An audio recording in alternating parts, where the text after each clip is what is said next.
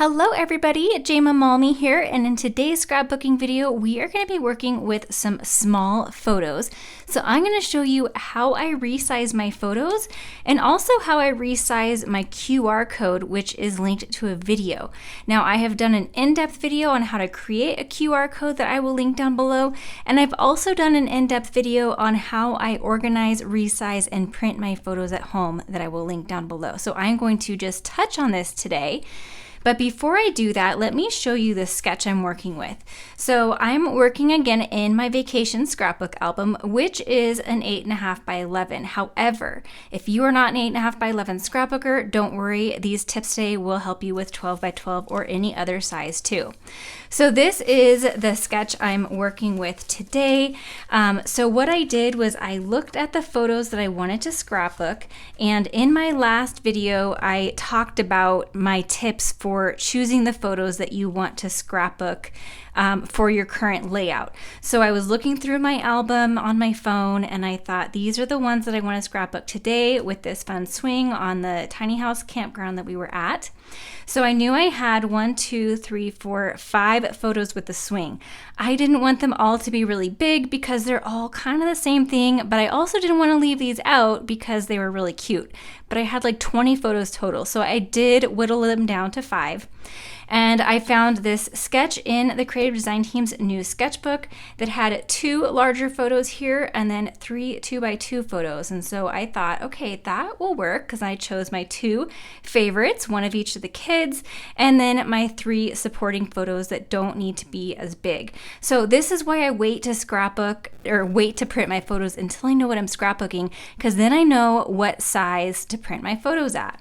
And then I had this one that I wanted to be 4x6 of my husband and I watching the kids play and just enjoying this little campground.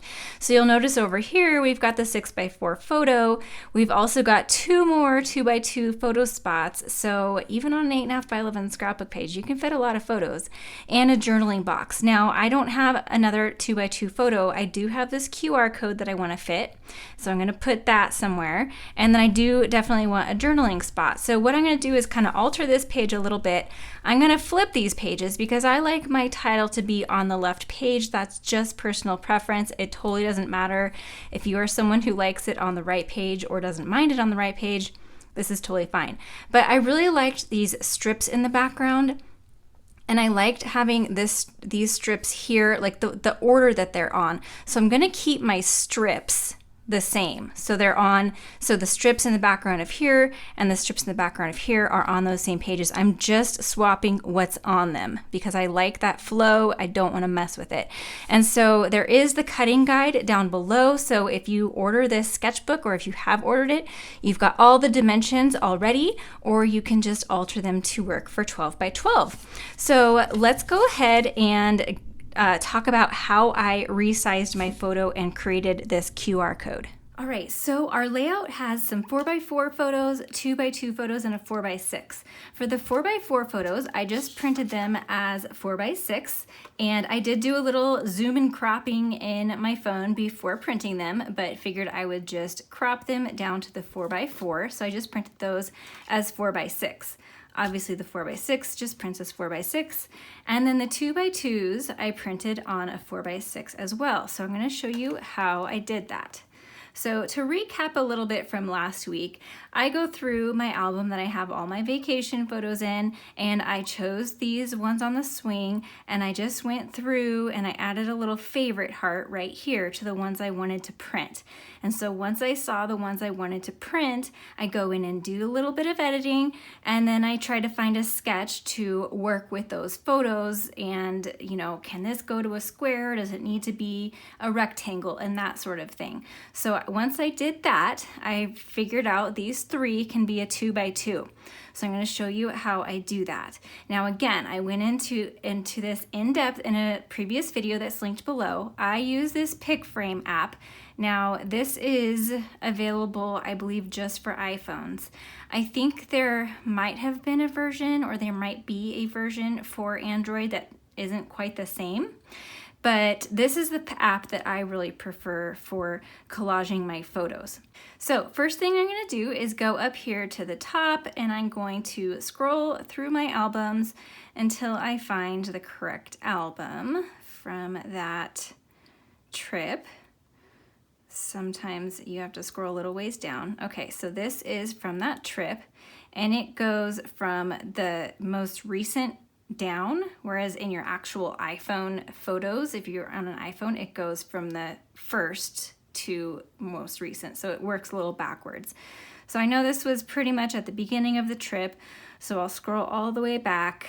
And here's the thing, you can't see the favorites in this view. So you just have to remember, and a good way that I tell is I've edited the ones that I'm going to use, so I can tell that this one was one that I edited because it looks brighter and just better than the other ones. That's one of them that was printed 4x6 though.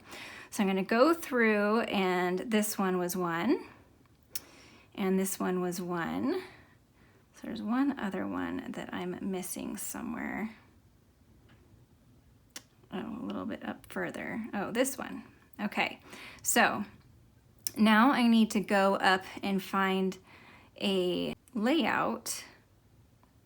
And I had to, for the 6 grid photo like this, or six grids, I had to go pretty far back. So now I went too far. Some of them are locked because I don't have the total pro version. Now, I got this a long time ago when I could just pay to remove the watermark. I believe now you have to, here it is right here. So you've got the 1, 2, 3, 4, 5, 6 2x2 squares. I believe now you actually have to subscribe to something and pay a monthly fee to remove that in-shot watermark. It'll appear down here. If you leave this part blank doing something like this, then that doesn't matter. So the first thing I'm going to do is go down here to border, and I'm going to bring that all the way down because I don't want any borders. We'll slide that down. And then if you put your finger right here in the middle of the two wells, you can see that that's the number of pixels going that each side is on. So we want those to be even. So this and this are each 124, and then if I go in between these ones, those are each 124. I just like to check that just to make sure that one isn't a little bit bigger or smaller than the other one, just in case. Okay, so now I want to be able to print this QR code on here now. But so I can just, in this view, just tap on there and go to camera roll. And I did the QR recently, so it's right here at the top. Now this is what you get. Select, and I'll add it. This is what you get straight out of the QR code generator. It's the image ends at the edge of the QR code. I didn't want to print my QR code that big. I wanted it to be smaller. And in here, like, oh, see, I just moved that. You can just kind of move these if you want one side bigger or smaller. I don't know if you can see that. Okay, so if you want to like zoom in or whatever, you can just pinch and zoom in these little areas. So that's what I did, was I was trying to show you that if you pinch, it's not doing anything. It's not getting any smaller, but I want that white edge around there. Now Canva is my best friend for so many things. So what I did was let me go back home so I can show you. I just went to new, I just pressed this arrow here, or plus sign here. I went to Instagram posts, so it creates a square. It'll ask you if you want to pull up a template. I didn't want that. I just want to go to my camera roll. And I want to pull up this QR code here, add to the page. So this way you can drag this to make it any size you want. And I wanted it to be smaller, so I just dragged it so it has a white space around it, because that way when it goes to fit this whole square here, you'll have the white space like I do here. So then I'll export it, download. I'm going to do a PNG, that's fine, and download. And then you probably saw that in my camera roll already. If we go back to the recents, then it hasn't downloaded yet. I didn't let it finish, but this is what I got. So I have that white space around it there. So now I can go back to here. Now, I've already cleared that out, so I don't want to go back and do that all over again, but basically you would just go in and add this and it will fill the square and give you that white space around there. So then you can print that on there. Now, if you wanted to just, you know, print it on regular paper or print it any other way, you can, you know, there's a million ways that you can print it. This is just what I did to be able to fit it on this same collage that I was already creating. So I don't waste any more paper and I can just get it on this same sheet. If you have more photos to print, you can fit a couple more here, or, you know, print one that fits this whole size. You can do different sizes, because remember how I could drag that in my phone and resize these little photo wells.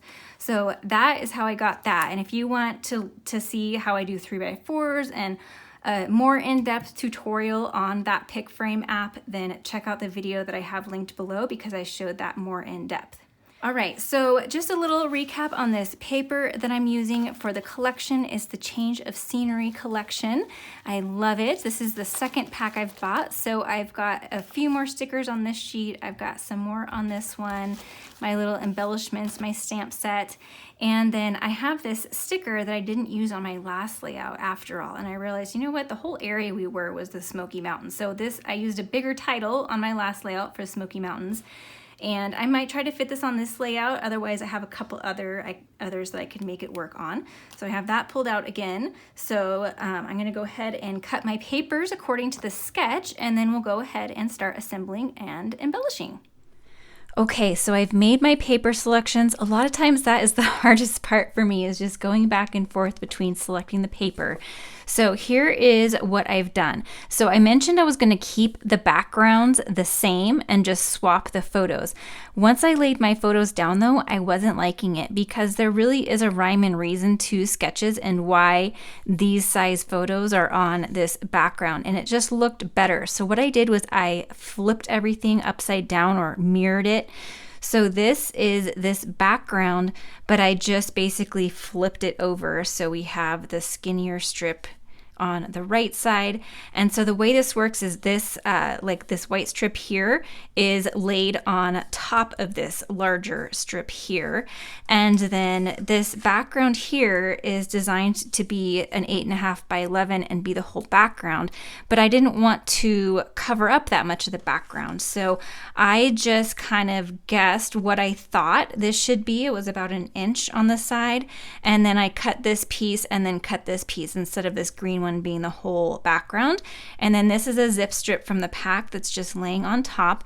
And basically the same idea over here, instead of using this as my whole background, because hello, this is my favorite paper. I didn't want to waste that. I actually really considered using this side because I love that so much, but I just wasn't liking my photos on it.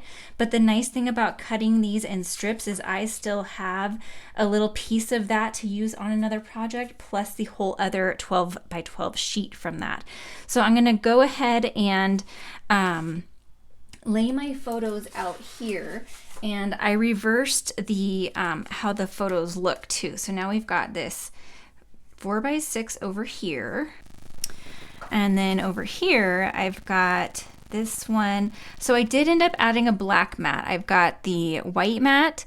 I cut my photos down just slightly, and I have the white mat, and then I have a 1/16 of an inch border of black showing. So my photos are slightly larger than what is shown in the sketch. So I just am keeping those in mind. My photos aren't going to fit perfectly. So this one is going to be about here, and let's see, then this one is going to tuck behind here. So on the sketch, you've got the two photos on this side, but since I'm mirroring everything, it's going to be just opposite. And so the way I decided on my photos is I knew that this was going to have a little bit covering. So I chose the photo that has room here to cover. And then over here, I did have this one up here at first, but it was covering a little bit too much of my daughter than I wanted. It would have been okay, but since in this photo, I really don't need to see the whole swing, I wanted to cover that up more than more than there. Man, my kids had so much fun on this little swing. We now have one similar in our backyard, but they love this because it was hanging way up high. So the rope was really, really long and they could just go so high. And my son, 5 years old at the time, he is just fearless. And look at this one. This one is a little bit out of focus, which is another reason why I made it a 2x2, so it doesn't matter so much that it's out of focus. But his little Batman cape was flying as he was going around and pushing her. And I have that, I think, in the little video that I'm going to be linking here. So my photos are going to be approximately like that. And then I have a pretty long title. I think I want my photo or my title to say Tiny Home Camping. So it's kind of long. And I'm going to use the Moxie alphabet because that'll take up a bit of space. I actually was trying to figure out, well, what am I going to do with all this space up here because I don't have more photos. Now I do have that QR code that I cut down and then backed on some black cardstock so it matches the matting on my photos. But I think I'm gonna hide that. And I didn't want to have it in like one of the photo spots because it just, I don't know, I didn't like it out. I want to kind of hide it. So I cut a couple of tags because the tags are in the sketch. So I think what I'll do is I will mount it on the tag and then it will just kind of tuck under here. So I'll make sure I don't put any adhesive right between here so I can slide this tag in and out. And then the sketch had the tag on right here on the other side. So I'm liking how that is evening out, and I need another, like a third point of wood grain or something like this in my layout. So I will make sure to add that too. I did do a few tests in how I want to stamp that Moxie alphabet. So the thing I love about this alphabet is that it's stamps and coordinating dies. So I've got the coordinating dies here. They come on a really big sheet and I just cut them down and put them in these little envelopes I found on Amazon. So I really like that there's so many things you can do with the dies. So you can just stamp it in a color onto white, and that's the easiest way to do it. But sometimes I just don't like the look of that. And one of the cool things you can do is stamp it in Versamark ink, sprinkle embossing powder on it, and then it'll show up on a dark cardstock. So I was thinking that is the direction I wanted to go.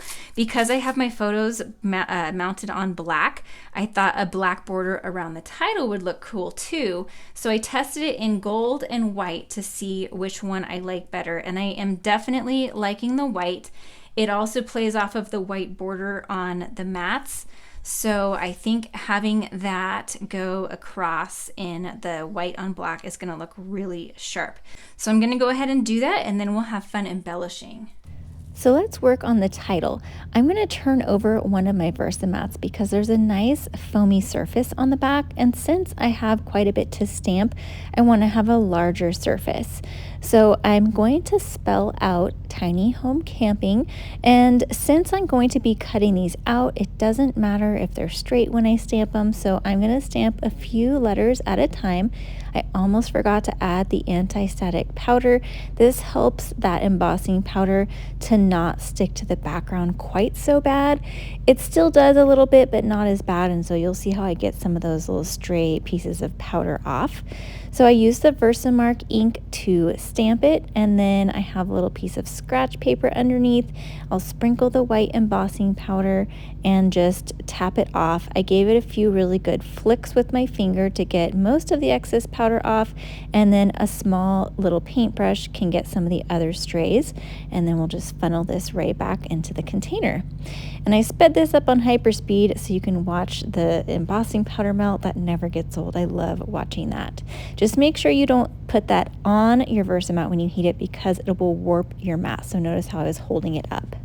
Now for the photos that were overlapping other photos, I added 2 strips of cardstock so that it would be at the same level. So the bottom and the left of that little photo had 2 skinny strips of cardstock just to make sure that it was level since it was overlapping some photos and mats.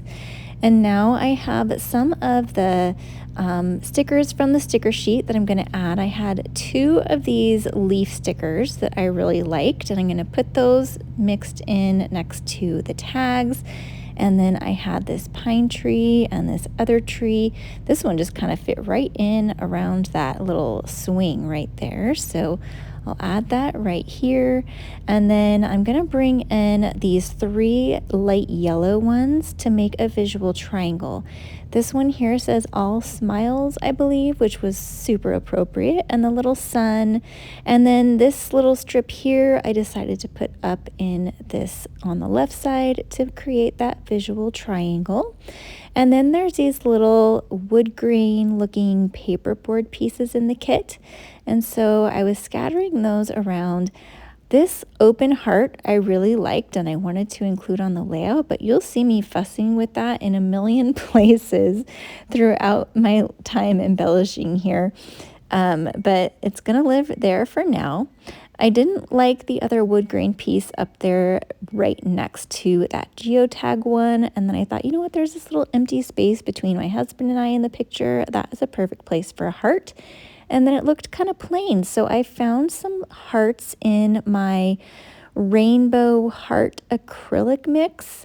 And so I just added 3 little pops of red from that mix. Deciding I don't really like the geotag there anymore, moved it over, moving that open heart there again, didn't like it there. We'll try it over on the left, don't like it there. Move a little arrow there. I did like the arrow idea and found this one that fits better. The long arrow fits right there next to the tag. We'll try this open heart back over here again. I'm speeding this part up a lot, but I just wanted you to see that embellishing sometimes looks easy on camera because I cut a lot of it out sometimes, but I really do fuss with it a lot. And, you know, it is my favorite part. I enjoy the process and enjoy fussing with it, but it doesn't just happen right away. So just wanted you to see that. And this is about how it's going to turn out. Then I started tying the twine onto my tags and realized they need a little reinforcement. That pattern paper isn't quite thick enough to stand up to being pulled in and out. So I just die cut some black cardstock out of that same tags and tabs die. I love that die set. It's got a couple of different tags that are perfect for things like this. And that gave it just the reinforcement it needed. And I will tie that twine back on. And I'm going to do the exact same thing on the other side. There was a blank spot on the bottom of that tag, and I found this love stamp on the Lovin' Right Now stamp set that fit that space perfectly, and I thought that was perfectly appropriate for the occasion, both because it was behind my husband and I, and because we loved this camping trip and the kids loved that swing. So I'm going to pull out my archival black ink and stamp that. I'll just practice a few times on this scrap paper, the same scrap paper I used for the embossing powder, and make sure that's stamping well before I stamp it onto the tag. Hold it down just for a moment so it has time to soak in, and it looks perfect. I love it. So now that QR code links to a little video that I took of this camping trip so that I can just scan it and look back. So I'm going to hold that in place where I want it, and then I can use my tape to just tape right around it and make sure there's a little spot for the pocket for that to slide in. Now, you can cut a little slit in your page protector so that it's easy to pull that out without having to reach all the way down the page protector. I'm not sure yet if I'm going to do that or if I'm just going to leave it so that you pull the page out and can pull that out. I think I'll probably decide that later on. So I got everything glued down, and here is the final product, those tags that pull out. This one I stamped some journaling lines on, so that will be my journaling. I will have still shots of this over on Instagram and Facebook, so I'll have those links down below so you can take a closer look. And if you're interested in this change of scenery kit, it's only available for a couple more days till the end of May. If you missed my last video from this vacation album, I shared my 3 favorite tips to help me organize and prep for success when creating an album like this. So that's on screen right now for you to check out. Be sure to like this video and subscribe, and thanks for watching. Bye.